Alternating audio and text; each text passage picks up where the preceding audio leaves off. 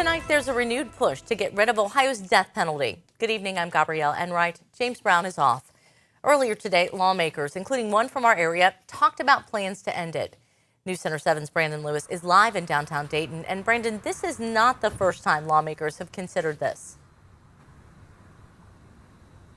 Gabby, we've seen death penalty cases play out here in Montgomery County. We've also seen bills like this one introduced in years past, but this one has bipartisan support.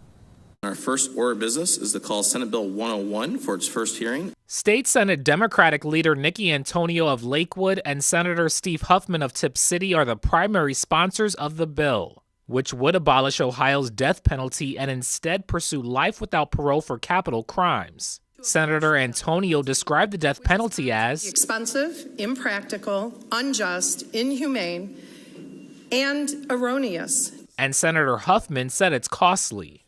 The cost of the average death penalty case in Ohio, including execution, is $3 million per inmate. Comparatively, the average cost of a life without parole sentence for an Ohio inmate is about $1 million. According to the Ohio Department of Rehabilitation and Correction, more than 120 people are on death row in the state. The Associated Press reported Ohio's last execution was in July 2018. I think that if the crime warrants the penalty, I would go ahead and, as long as the jury says so, I think it's warranted. The really bad crime, yeah, I think so, but it shouldn't be overused. It's tough, but I know people can be transformed in prison.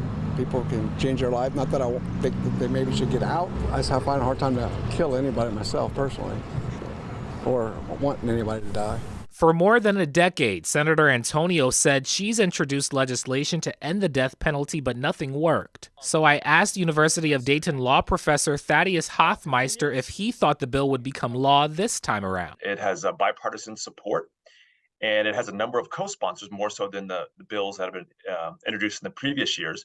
And I think what you're seeing is a growing trend in this country to move away from the death penalty. So I'm not saying it's going to pass, but it has a stronger chance than all the previous bills that have been introduced.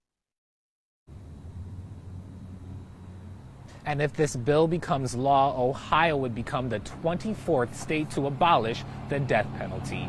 We're live in Dayton tonight. Brandon Lewis, News Center 7.